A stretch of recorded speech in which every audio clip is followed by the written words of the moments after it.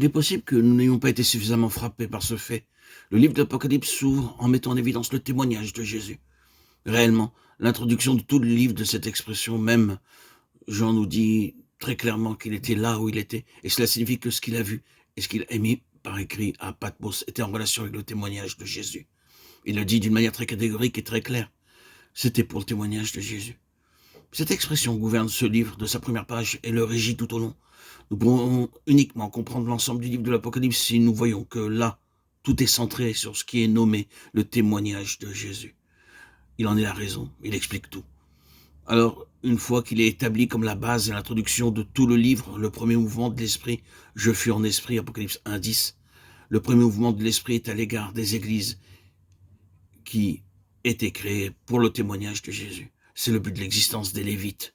Toute leur histoire, tout au long était liée aux témoignages typés en figure, bien sûr, dans l'Ancien Testament, tel que représenté par l'arche de l'Alliance ou l'arche du témoignage. En signification spirituelle, c'est la même chose dans les deux testaments. Ils sont apparus comme un peuple, placé au centre même du peuple de l'Éternel, en relation avec le témoignage du Seigneur. Voulez-vous savoir ce qu'est le service fondamental du Seigneur? C'est cela, c'est porter, maintenir, faire perdurer le témoignage de Jésus dans l'histoire de ce monde. Je répète, les Lévites étaient mis là pour ce but même, et c'est ce qui explique leur existence et leur histoire. J'y reviens encore, et si vous voulez savoir ce que les Lévites symbolisent durant cette dispensation, durant notre temps, ils nous sont présentés dans ceux qui vont obtenir la victoire, dans ceux qui vainquent. S'il est vrai que le dessein des églises était d'être des vases du témoignage de Jésus, quel que soit l'endroit où elles se trouvent, ainsi quand les églises sont abordées, et dans chaque cas, cela se termine pas à celui qui vaincra. Cela est, je pense, indéniablement clair et évident, que ce sont dans de telles personnes, ceux qui vainquent, que l'on trouve le principe, le service et le but lévitique perpétué, portés en avant.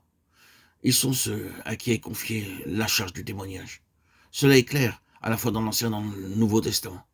Ils sont le peuple qui, en premier et en dernier lieu, réagit à tout écart de ce qui est appelé le témoignage de Jésus. Ils sont le peuple en qui la pleine pensée de Dieu concernant son Église est représentée.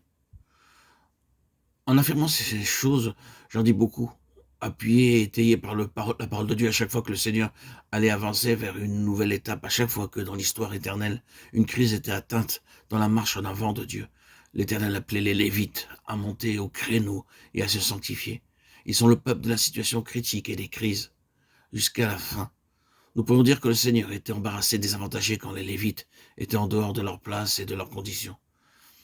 L'Éternel ne pouvait pas continuer jusqu'à ce que les Lévites viennent occuper leur position et se sanctifient. Ce sera clair, je pense, si j'aborde une ou deux des exemples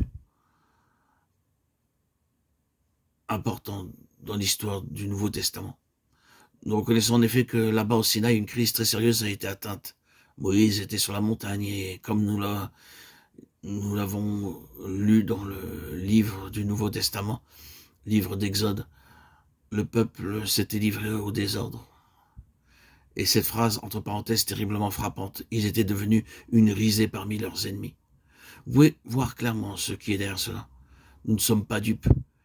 Il y a une chose que l'ennemi et toutes les armées des ennemis dans les lieux célestes se sont fixés. C'est tourner l'Église en dérision dans cet univers. Un sujet de raillerie. L'univers pourrait se moquer d'elle en disant « C'est ton Église, n'est-ce pas? C'est ton Église. » Une fois que le peuple s'était déchaîné, tout dans cette marche en avant de Dieu, de l'Égypte à la terre promise, fut conduit à un arrêt, et la crise dépendait des Lévites. La perspective s'ouvrit par le moyen des Lévites. Aucun pas en avant ne pouvait s'effectuer, tout était en suspens jusqu'à ce que les Lévites se manifestent et se chargent de ce problème de dérision parmi leurs ennemis. Ils prirent la responsabilité de répondre à ce défi, de le traiter, de s'en débarrasser et libérer le passage afin que le peuple de Dieu puisse avancer.